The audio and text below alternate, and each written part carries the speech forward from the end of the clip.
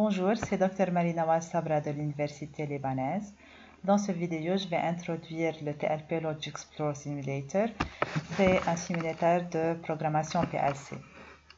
Pour commencer, dans ce simulateur, il y a une liste de simulations qui sont interactives.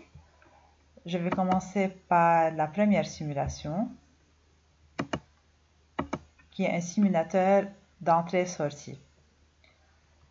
Il y a aussi dans le simulateur une liste d'exercices pour étudiants que je vais accéder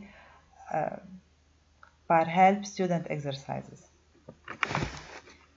Dans chacun de ces exercices, il y a des explications de la simulation. Il y a aussi des démonstrations comment faire pour réussir les exercices. Il y a des explications pour aider aussi.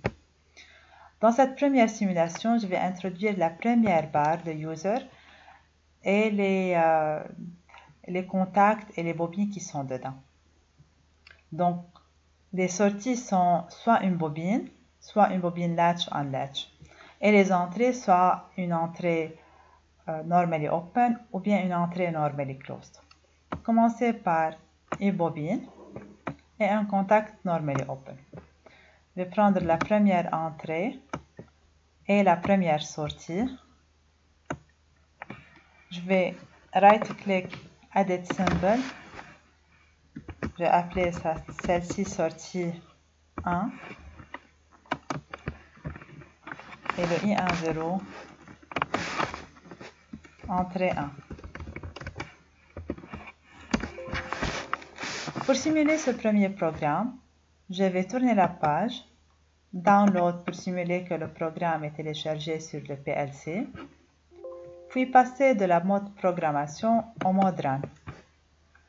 Et donc, si je regarde ici, ça ressemble énormément à un circuit électrique et avec une tension positive d'un côté et une tension négative de l'autre. Et donc, si l'électricité va passer jusqu'à la bobine, elle va s'allumer.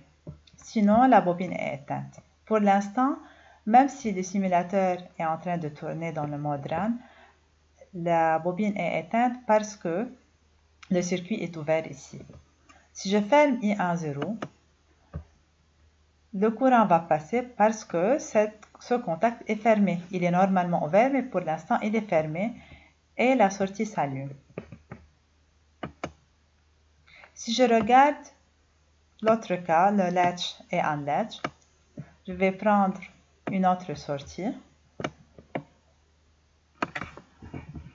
Je vais right-click Edit Symbol, appeler ça sortie 2. La sortie peut être une lampe, elle peut être un moteur, elle peut être n'importe quelle sortie que je peux connecter sur un PLC.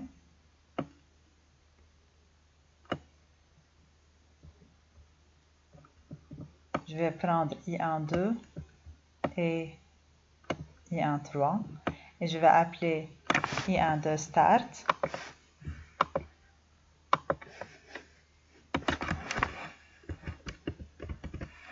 Et I13 Stop.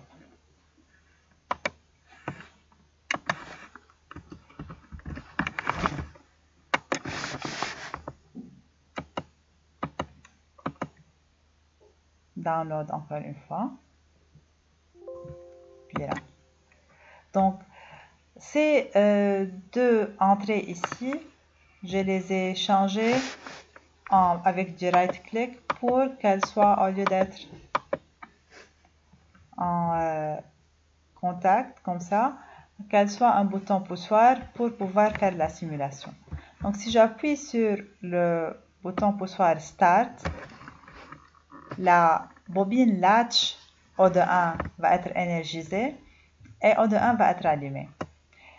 Même si j'enlève la main, la fonction latch va garder la sortie allumée. Si j'appuie sur le stop, elle va s'éteindre. Et donc, nous avons à programmer deux façons différentes.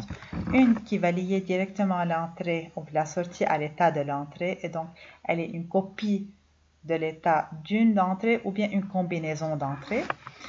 Et la deuxième qui a la notion de start et stop, et donc elle va s'allumer avec une combinaison d'entrée et s'éteindre avec une autre combinaison d'entrée ou l'état d'une entrée. La dernière chose que je vais expliquer dans cette vidéo est le normalement fermé.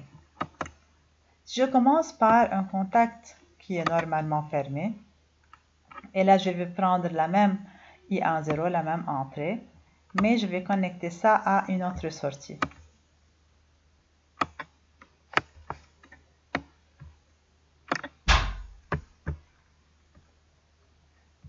Et donc, le normalement fermé va faire passer le courant tout le temps. Et donc, lorsque le circuit est ouvert, elle va allumer la sortie. Et lorsque le circuit est fermé,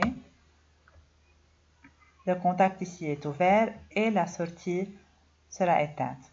Et donc, elle travaille exactement au contraire du contact normalement ouvert. C'est l'état inversé si on travaille de circuit logique. Si on pense au circuit logique, c'est l'inverse, le NOT, de l'entrée avec un contact normalement ouvert.